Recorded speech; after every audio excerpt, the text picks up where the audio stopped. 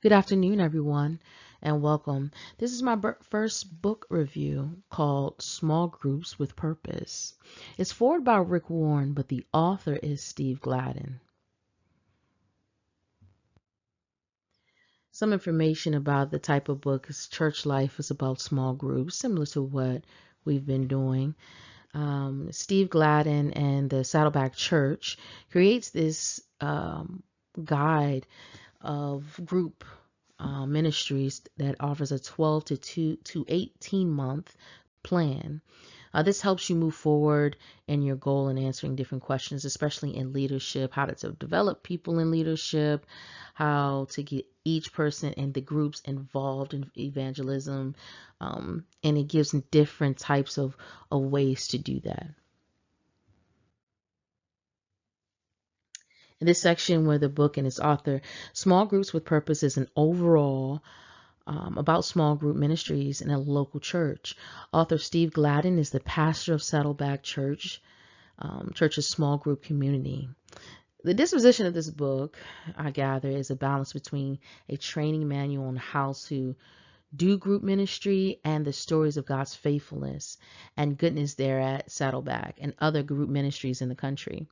The book is organized into three simple sections that move one from what a healthy group is all the way to really implementing a small group ministry in your local church.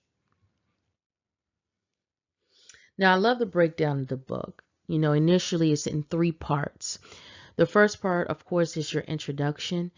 But part one is the foundation. Of course, it identifies, hey, how are you as a leader?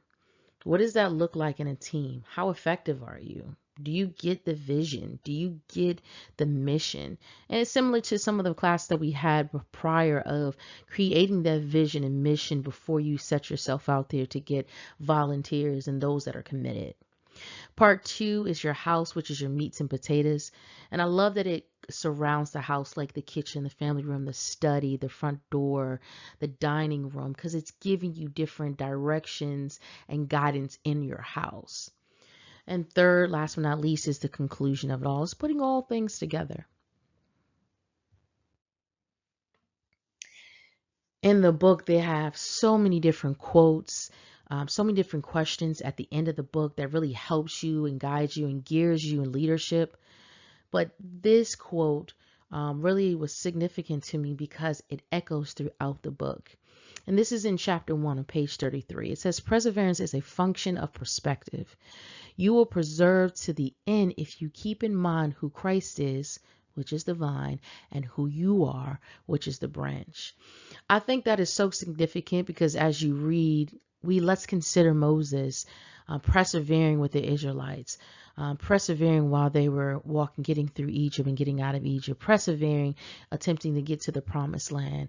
I think these moments show why having a strong leader is important, being able to be a facilitator, continue to being at the helm of Christ.